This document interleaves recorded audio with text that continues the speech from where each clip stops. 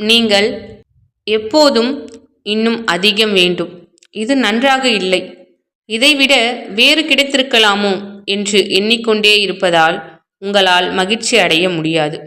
நீங்கள் எதை பெற்றிருக்கிறீர்களோ அதில் மகிழ்ச்சியாக இருக்க வேண்டும். சின்ன நிகழ்வுகளையும் பாராட்டினால்தான் மனதில் உண்மையான மகிழ்ச்சி ஏற்படும். இந்த கதை உங்களுக்கு ஒரு நல்ல கருத்தை தரும். வாங்க கதைக்குள்ள போகலாம். ஒரு அழகான கிராமத்தில் மணி என்ற சிறுவன் வாழ்ந்து வந்தான். அவன் எப்பொழுதும் தன்னிடம் இருப்பதை பற்றி நல்ல விதமாக கூறாமல் குறை கூறிக்கொண்டே இருப்பான். அவனிடம் நண்பர்கள் பேசுகிற சமயம் கூட அவர்களிடம், நான் இன்னும் பெரிய வீட்டில் பிறந்திருக்கலாம், எனக்கு இதைவிட நல்ல புதிய விளையாட்டு பொருட்கள் கிடைத்திருக்கலாம், என்னுடைய பள்ளியில் கொடுத்த புத்தக பையும் பார்ப்பதற்கு அவ்வளவு அழகாக இல்லை, வேறு மாதிரி எனக்கு கிடைத்திருக்கலாம் என்றெல்லாம் அவன் நண்பர்களிடம் சதா புலம்பிக் கொண்டே இருப்பான். ஒரு நாள் மணி தன் பாட்டியுடன் கடைத்தெருவுக்கு சென்று கொண்டிருந்த போது மிகவும் சோகமாக இருந்தான். இதை கவனித்த பாட்டி மணியிடம், உனக்கு என்ன பிரச்சனை? ஏன் தினமும் ஏதாவது ஒன்றை நினைத்து கொண்டே சோகமாக இருக்கிறாய் என்று கேட்டார்.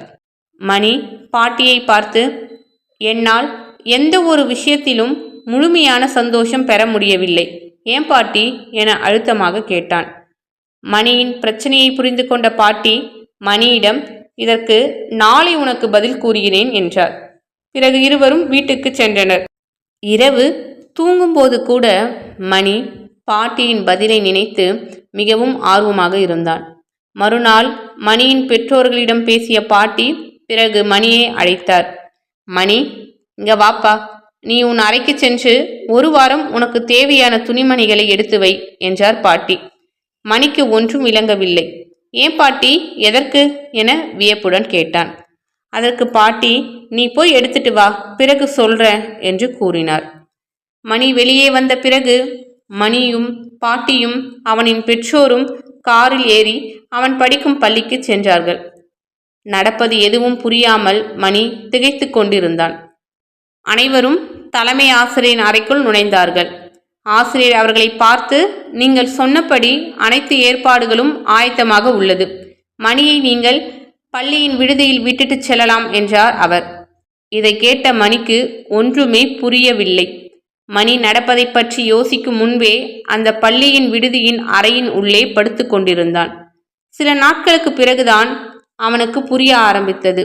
தன்னுடைய வீடு எவ்வளவு சொர்க்கம் என்றும், தன் வீட்டில் உள்ள உறவுகள் எல்லாம் எவ்வளவு பொக்கிஷம் என்றும், தனக்கு கிடைத்த நல்ல விஷயங்களை எல்லாம் நினைத்து பார்த்து கொண்டிருந்த அவன் மனதார மன்னிப்பு கேட்டான் அவனிடமே.